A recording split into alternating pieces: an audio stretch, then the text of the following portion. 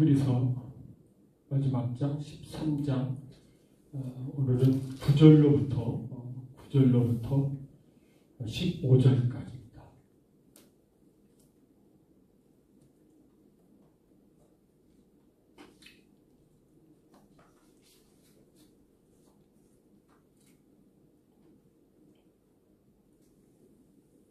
여러 가지 다른 교훈에 끌리지 말라.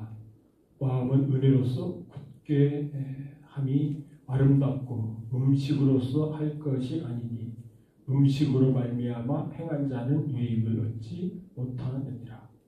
우리에게 제단이 있는데 장막에서 섬기는 자들은 그 제단에서 먹을 권한이 없나니 이는 죄를 위한 짐승의 피는 대제사장이 가지고 성소에 들어가고 그 육체는 영문 밖에서 불사름이라.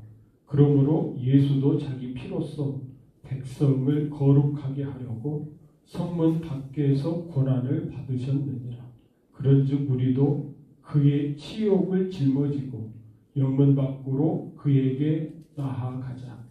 우리가 여기에는 영구한 도성이 없으므로 장차 올 곳을 찾나니 그러므로 우리는 예수로 말미암아 항상 찬송의 제사를 하나님께 드리자. 이는 그 이름을 증언하는 입술의 열매니라. 아멘. 지난주에 저희들이 예수님은 특별히 그리스도 예수님은 어제나 오늘이나 영원토록 동일하시다라고 하는 그런 말씀을 중점적으로 선거를 했습니다. 이 예수님은 하나님이시죠. 원래 하나님이신데 우리가 예수 그리스도라고 하는 것은 하나님이신 예수님을 말씀하신 것이 아니라 그리스도는 사람을 의미하는 거예요. 그래서 인자, 사람이 되시는 예수님. 그러니까 예수님이 사람이 되기 전에는 온전한 하나님이셨고 지금도 다시 하나님으로 복귀하셔서 하나님 우편에 계신데 여러분 이 그리스도가 어제나 오늘이나 영원토록 동일하다는 의미가 무엇이라고요? 예수님이 이렇게 자꾸 변하는데 왜 동일하다고 그런다고요?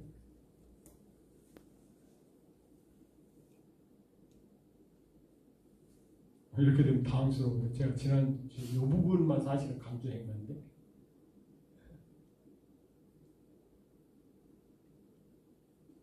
왜 동일하다고요? 그 말씀이 거짓말인가? 그냥 멋진 말인가요?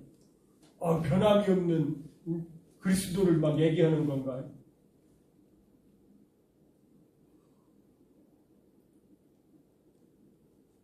그렇게 인문학적으로 보면 그런 얘기죠.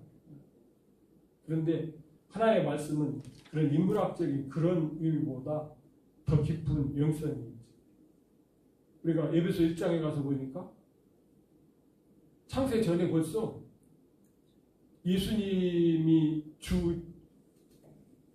정확히 말하면 4년경, 주전 4년경에 탄생하셨죠. 그런데 창세 전에 예수님께서 그리스도이실 것을 하나님께서 계획하고 계셨다는 거예요. 그리고 그 예수님이 그리스도로 오시고 그리고 지금은 그 그리스도의 사역을 마치시고 셋째 하늘에 올라가 계시고 이제 다시 오실 때는 뭐예요? 왕 그리스도로 오신다는 거예요. 이런 면에서 하나님의 계획 속에서 그것이 진행되는 과정에 어제나 오늘이나 동일하시다. 하나님께서 그때 계획하신 것이 중간에 바뀌지 아니하고 쭉 영원토록 쭉 이어지신다. 그런 의미라는 거예요.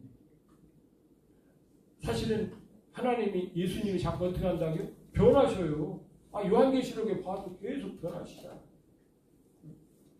이런 거 얘기하잖아요. 저도 공생애 3년 동안도 대부분은 갈릴리에서 선지자 사역을 하시고 예루살렘에서 그 잠깐 동안 제사장 사역하시고 이제 왕 사역하시러 오실 것이다. 그리스도로서. 그리스도는 세 가지니까.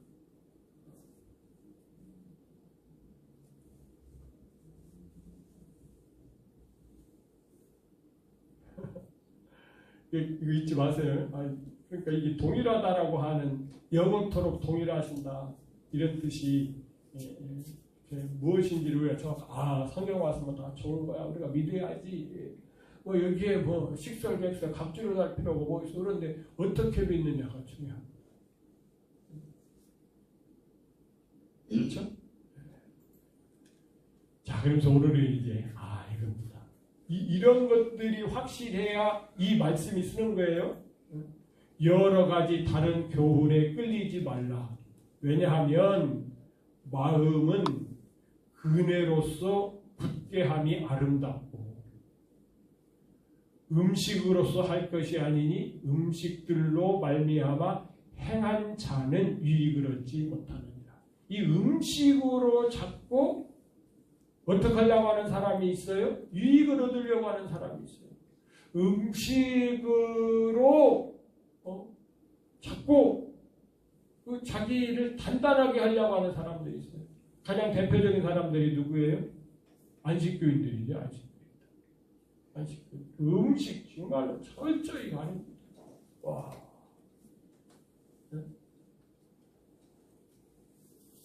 비늘 없는 거 안 먹어도 갈치 안 먹습니다. 비늘 있는 거 다 먹어요. 개고기, 돼지고기 안 먹습니다. 소고기 먹고.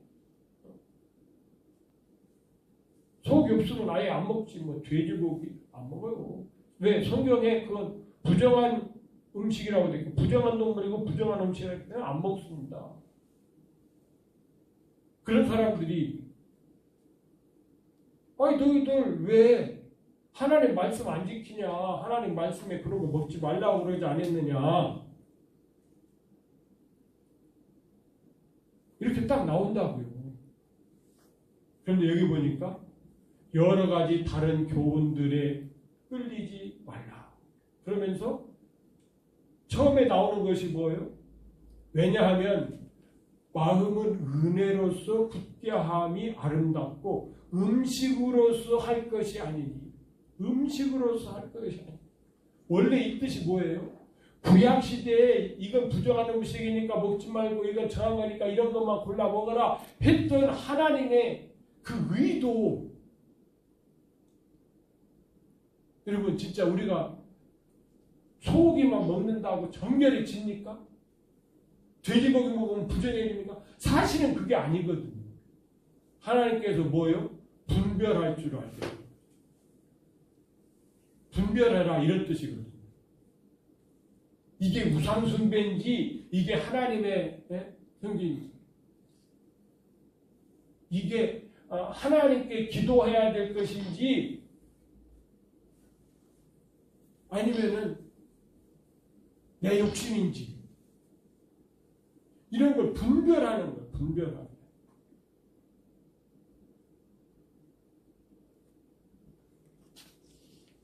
그래서 새우젓 안 먹고 정결하게 한다고 할지라도 이런 말씀을 분별하지 못하면은 어떻다고요? 유익이 없다고요. 오히려 유익이 없을 뿐만 아니라 뭐만 있어요? 교만해져. 내가 했는데, 내가 부정한 음식 안 먹었는데, 바리새인들처럼. 왜 너희들은 장로회 유죄를 지키지 않냐? 왜 손 안 씻고 음식을 먹냐? 우리는 손 씻고 먹는데 너희는 부정하다. 그런데 영적으로 보면은 누가 더 부정해? 교만한 그들이 더 부정한 거예요.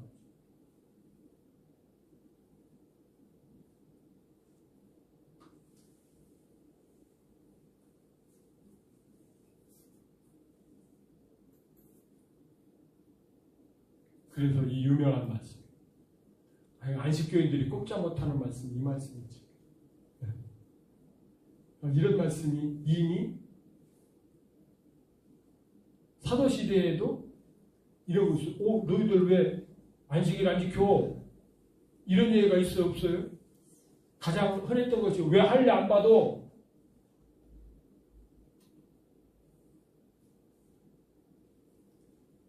그래가지고 막 자꾸 예루살렘 교회가 어떻게 해요? 안디옥 교회한테 막 할례 받아야 돼.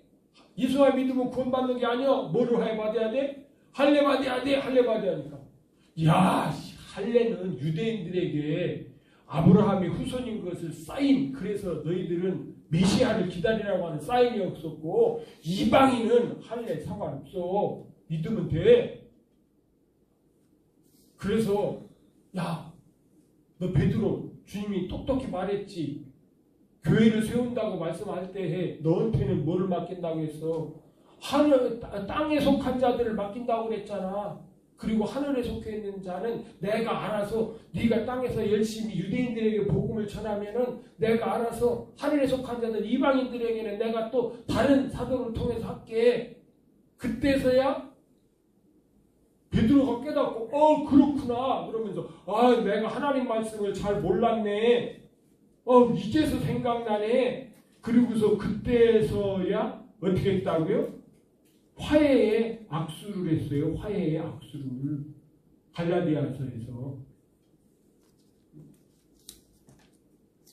그리고서 뭐 못하게요? 그동안에 열심히 예루살렘 교회를 위해서 연보를 해줬는데 그 연보 그것은 계속 해줘.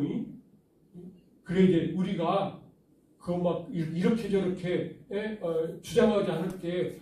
그러네. 우리 주님께서는 우리를 땅에 속한 자들을 맡겨주셨네.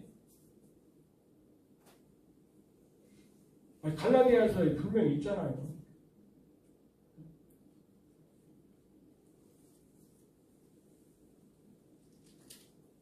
갈라디아 2장 7절부터 도리어 그들은 내게 무할례자에게 복음 전함을 맡긴 것이 베드로가 할례자에게 맡긴과 같은 것을 보았고, 이게 할례자, 무할례자 이것이 마태복음 16장으로 얘기한다라고 하면은 땅에 속한 자들이 유대인들이에요.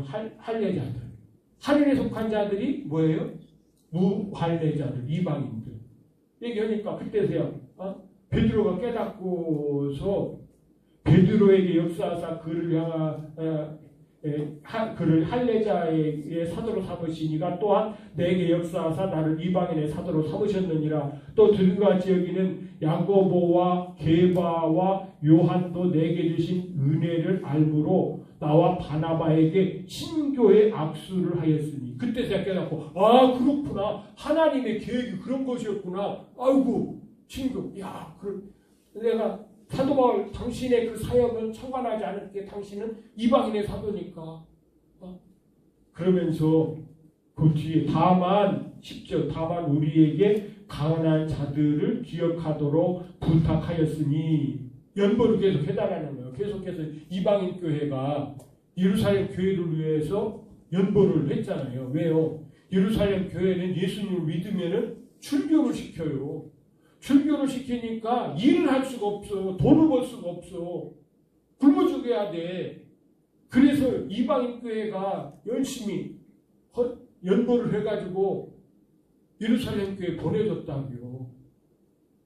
그러면서 그걸 부탁하는 거예요. 다만 우리에게 가난한 자들을 기억하도록 부탁하였으니 이것은 나도 본래부터 힘써 행하여 왔노라. 이건 그러니까 처음부터 한 거니까 이건 계속 하겠습니다. 이런 것이죠.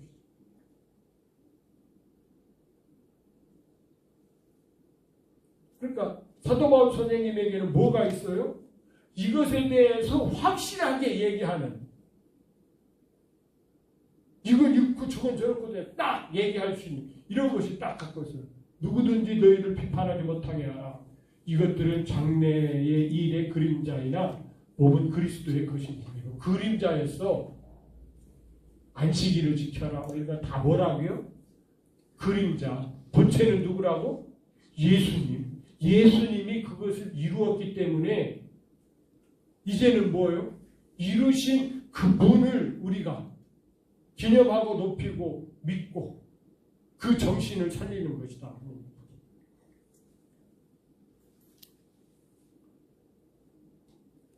히브리서에도 이런 것은 먹고 마시는 것과 여러 가지 씻는 것들과 함께 육체의 예법일 뿐이요 계약할 때까지 막혀두신 것이다. 그런 것들은 뭐라고요? 개혁할 때 맡겨줘. 언제까지요? 요한까지. 그래서 구약의 율법은 뭐가 있습니까? 우리가 요즘에 이렇게 물건 사면은 뭐가 있죠? 네? 뭐가 있어요? 식품 이렇게 사면은 거기 찍혀 있죠. 유통기한이 딱 찍혀 있죠. 율법의 유통기한이 딱 있었어요. 언제까지라고요? 요한까지였었어요. 요한까지. 개혁할 때 예수님께서 오셔서 개혁 그것을 완성시킬 때 이제 그 유통기한은 끝났고 새로운 체제가 쫙 나가는 거예요. 이것을 바리새인들은 안 받아들인 거죠. 자, 그러니 예수님이 얼마나 답답하셨을까.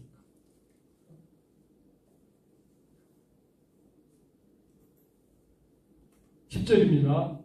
우리에게, 자 여기서부터도 잘, 우리에게 제단이 있는데 장막에서 섬기는 자들은, 장막에서 섬기는 자들은 누구죠?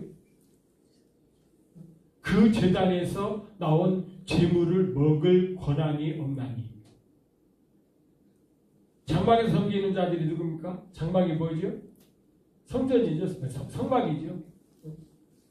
그러니까 제사장들은 그 제단에서 먹을 권한이, 나온 제물을 먹을 권한이 없느니. 무슨 제물에 대해서? 속죄제의 제물에 대해서. 지금 예수님이 십자가에 돌아가실 때에 제물 되셔서 돌아가셨습니다. 대속제물이라고 그러죠. 대속제물을 구약적인 용어로 하면은 뭐예요? 속죄제물이죠. 대신 제물이 되는 거예요. 사람이 죽여야 되는데 하나님께서 속죄제물을 지정하셨죠. 비둘기나 양이나 염소나 소나. 그런데 화목제물은 어때요? 장막에서 섬기는 자들이 먹을 수 있어요. 그 권한이 있어. 그런데 속죄제물은 어떻습니까? 먹을 권한이 없어. 왜요? 속죄제물은 다 누구에게 바치는 거야? 하나님께 바치는 거야. 여러분 레위기 4장에 가서 보시면은 4장이 바로 이 속죄제 드리는 내용이잖아요. 1장은 번제에 대해서, 2장은 소제에 대해서. 소제가 뭐죠? 소제는 곡물로 제사 드리는 거예요. 지난주에 우리가 그 오순절 얘기하면서 오순절에 특별한 소제물을 드렸는데 뭐라고요? 누룩이 들어간 두 덩어리의 떡을 드렸다. 그게 소제물이죠. 3장은 뭐예요? 화목제물. 이 화목제물은 제사장이 먹을 수 있어. 왜? 화목제물을 다 태워드리는 거예요. 그런데 여러분 4장에 오면은 속죄제. 속죄제는 어떻다고요? 1절부터 보겠습니다. 여호와께서 모세에게 말씀하여 이르시되 이스라엘 자손에게 말하여 이르라. 누구든지 여호와의 계명 중 하나라도 그릇 범하였으되 만일 기름 부음을 받은 제사장이 범죄하여 백성의 허물이 되었으면 그가 범한 죄로 말미암아 흠이 없는 수송아지로 속죄제물을 삼아 여호와께 드릴지니 제사장도 하나라도 계명 중에 하나라도 어기면은 속죄제물을 드려야 돼요. 백성도 일반 백성도 하나라도 범죄한 것이 있으면은 속죄제물을 드려야 돼요. 그런데 그 속죄제물을 드릴 때에 피는 어떻게 하죠? 피는 제사장이 가지고, 그렇죠?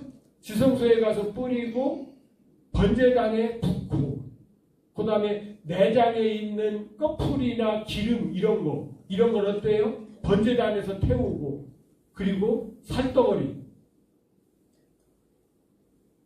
그 11절부터 나오는 11절, 12절 그 수송아지의 가죽, 그 다음에 그 모든 고기, 그것의 머리와 정광이와 내장과 똥, 곧 그 송아지의 전체를 진영 바깥 재버리는 곳인 정결한 곳으로 가다자가 불로 나무 위에서 사르고. 이렇게 되어 있다고. 그러니까 고기 덩어리는 다 어떻게 해야 돼요? 살려버리니까 제사장이 먹을 게 있어요? 없어요? 없어. 그런데 예수님이 속죄제물로 돌아가셨어요. 그래서 예수님이 십자가에 어디서 달리시지요? 성문 밖. 진 밖. 예수님이 진 밖에서 달리시죠. 그래서 갈보리 십자가, 갈보리 언덕의 십자가에 달리신 거예요. 갈보리가 지금은 어디예요?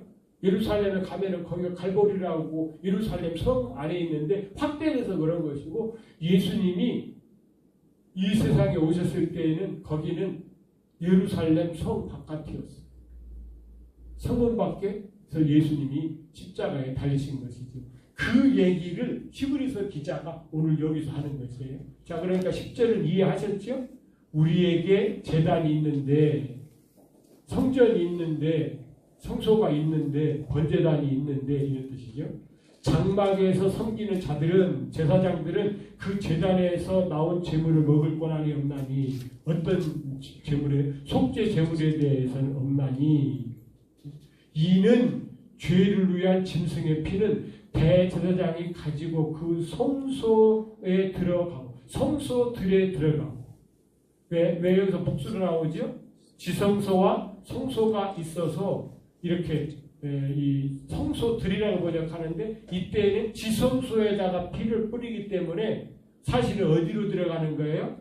지성소로 들어가는 것이죠. 그런데 지성소로 들어가려고 그러면은 성소를 거쳐서 들어가는 거죠. 들어가고, 그 짐승이 뭐죠? 이 제물. 그 몸들은 영문 밖에서 불사름이라. 영문, 성문 밖에서 불사름, 성 바깥에서 불사름이라. 광야 생활하는 이스라엘 백성들 식으로 하면 뭐죠? 지인 밖에서 불사름이라. 그러므로 예수도 자기 피로써 백성을 거룩하게 하려고 성문 밖에서 고난을 받으셨느니라. 그러니까요, 이런 것 하나하나가 어때요? 정확한 거예요. 그냥 예수님은 막 아무 데서나 십자가에 달려서 돌아가셔서 막 그분이 그리스도고 우리의 죄를 대고 이게 아니에요. 하나님의 이런 말씀이 구약에 쫙 있는 것을 예수님이 어떻게 해요? 온전히 이루시는 거예요. 속죄제물이 되어서 이루셔요. 예수님께서 이렇게 이루심으로 말미암아 우리가 짐승을 잡아서 속죄제물을 드릴 필요가 있어요? 없어요? 없어요. 그냥 우리가 예수님의 그 피로 그냥 믿음으로 가지고 나가면 돼. 예수님의 피는 벌써 2000년 전에 다 흘리시고 말라 비틀어 지금 없어. 이 땅에 없어. 그래도 믿음으로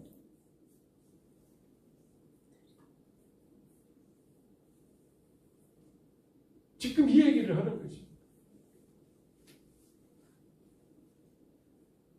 그러니까 이제 막 예수님이 얼마나 정확하게 타이밍 맞추셨는지. 조금이라도 오차가 있으면 어떻게 돼요? 정확하게 가룟 유다가 대로마 군인과 대제사장의 하속들을 탁 때리고 횃불을 쥐고서 딱 나타나는 거. 정확하게 나타나죠. 언제 나타나요? 예수님이 겟세마네 동산에서 3번 기도가 딱 끝나니까 딱 나타나요.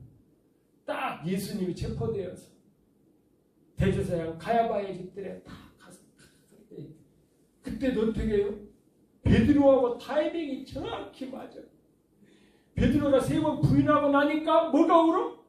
닭이 3번을 예수님께서 말씀하셨거든. 내가 오늘 밤에 나를 몇 번 부인하리라?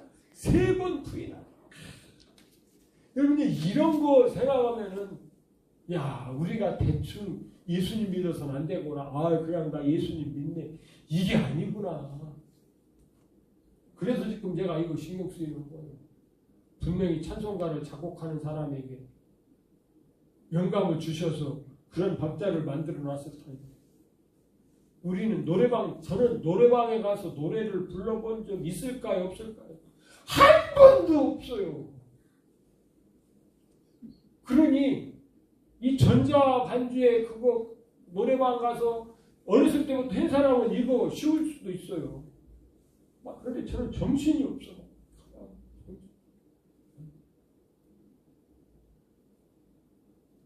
어렸을 어렸을 때부터 노래방 출입하고 큰 사람들하고 다 보면서 그 나오는 거 막 그 노래방 기계 막 꽝꽝 나오는 거.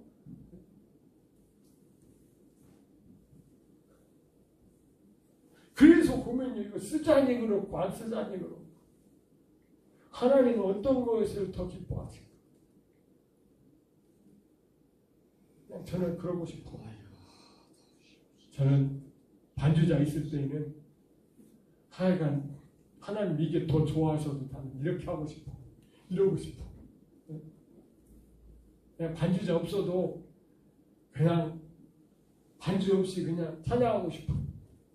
그냥 박자 좀 틀리면서. 그래서 하나님 안 그래?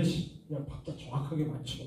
그것도 내가 다 그 작곡자에게 내가 영감을 준 거야. 정확히 맞춰야지. 네 맘대로 부르면 돼. 이러시는 것도 같고. 이거 분간을 하긴 해야 될 텐데. 자, 다음 거에 보겠습니다. 그런즉 우리도 그의 치욕을 짊어지고 진영 밖으로 그에게 나아가자. 왜? 예수님께서 어디서? 진영 밖에서 십자가에 돌아가셨기 때문에 우리가 그 십자가에 돌아가는 그 예수님을 만나려고 한다 그러면 우리도 그의 비방을 짊어지고 진영 밖으로 나가. 요즘으로 얘기하면은 요즘이 아니죠. 요즘은 다 객사니까. 집에서 잘 있던 분도 어떻게 해요?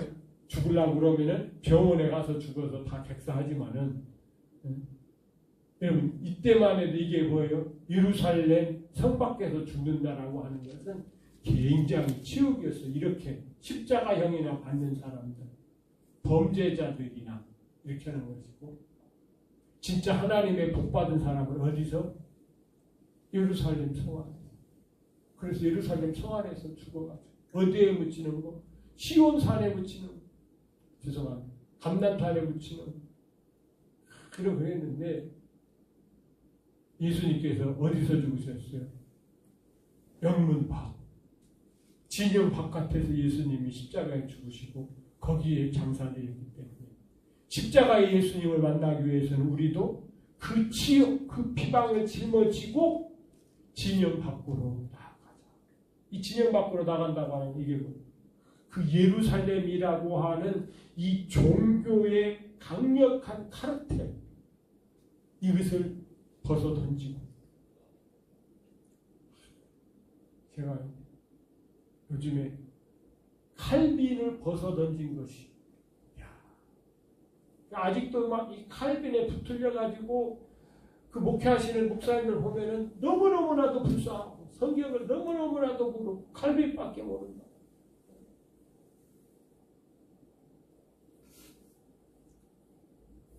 칼빈에 붙들리면은 성경이 꼬여. 결론이 안 나와. 성경 결론은 뭐예요? 7년 대환란과 그렇죠? 천년 왕국인데 그것이 안 나와. 칼빈에게 딱 붙들리면은 칼빈은 와 이거 무천년이야 무천년. 천년왕국이 없어. 그러니 잘 나가다가 끝에 가서 막 틀을 수밖에 없으니까 막 어거지. 그 옛날 한옥 같은 게 그렇잖아요. 잘 맞춰가지고 이제 끝에 이제 올라가서 막 배들 보면 딱 걸어야 되는데 요게 막 틀어졌네. 안 맞아. 거기를 막 억지로 벌려서 붙여놓으면 그 집이 어떻게 해야 되지? 그런 꼴이에요. 그런 꼴. 하나님의 계획이 막 쫙 흐르는 가운데 칼빈이 이 천년설을 부인하고 이 자꾸 계시록을 묵시록이라고 하면서 묵시기 때문에 나를 해석을 하지 않는다 그러면서 사실은 무시한 건데 막 지금도 막 거기에 붙들려 가지고 막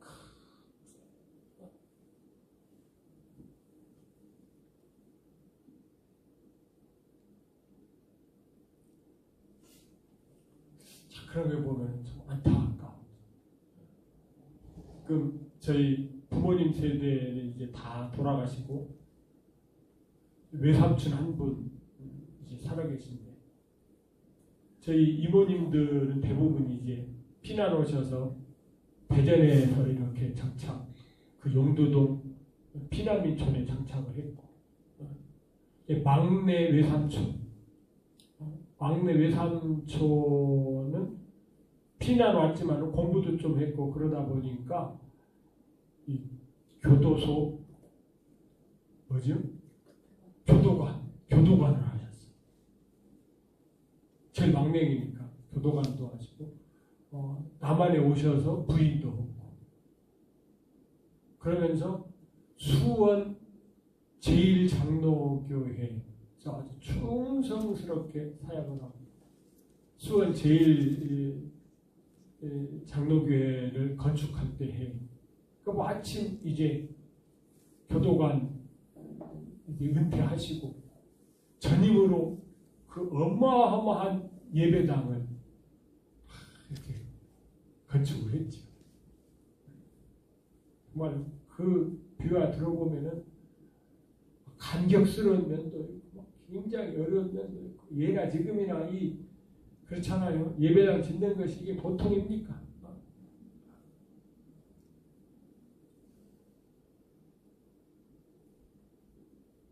그런데 그분이 이제는 돌아가실 때가 얼마 남지 않아서 그동안에는 형님도 그냥 본인만 이제 외삼촌 생일 때 되면은 우리 가정 대표로 가서 이렇게 참 축하해드리고 그랬는데 올해는 너무너무 약해서 이제 얼마 못 사실 것 같으니까 카톡에 올렸더라고요. 그동안에는 나만 이렇게 했는데 너희들도 이제 한 명 남은 우리 피난 1세대들 좀 찾아뵈야 되지 않겠냐 그러면서 카톡에 올렸더라. 근데 그분을 제가 이렇게 보면은 그 예배당 건축한 거 그거에 대한 믿음의 자부심이 엄청나게 큰. 그 잘못했다는 얘기가 아닙니다. 예배당 필요합니다. 그런데 그게 내 믿음의 자부심이 되면은 예수님의 핏공로는 2선, 3선, 4선으로 밀려나기를 시작하는 것이죠.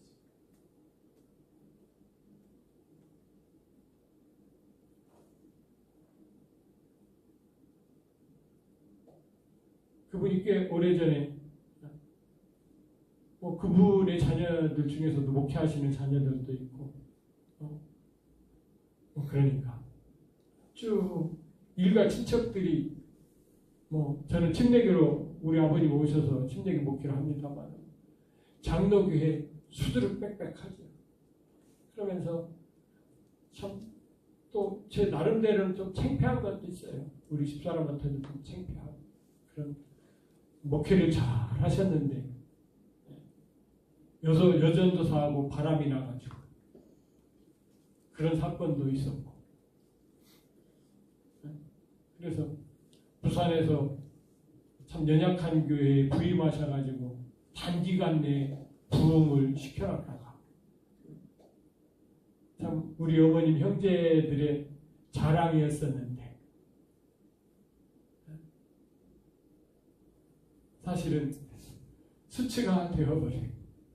그런데 좀 이해가 되십니까? 담임 목사님이 여전도사님하고 바람나는 거. 이해가 되죠? 안 되죠? 그런데 그런 일 있어요? 없어요? 있어요. 있어. 그런데 저는 우리 집사람한테만 굉장히 창피하다. 제가 울산에서 근무할 때 우리 사단이 53사단 부산에 있었기 때문에 거기 가서 며칠밤 이렇게 신태도 지고 그랬는데 그런데 그 형수님이 참 좋으신 분이에요.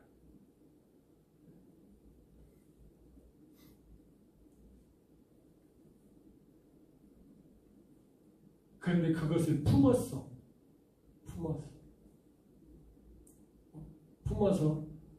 회개하고 이제 담임 목사로서는 사임하고 선교사로 나가서 그렇게 사역을 했는데 참 우리 형님보다는 누가요?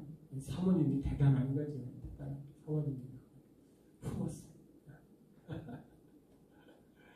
뭐 그런 일도 있고 별 얘기를 다 하네.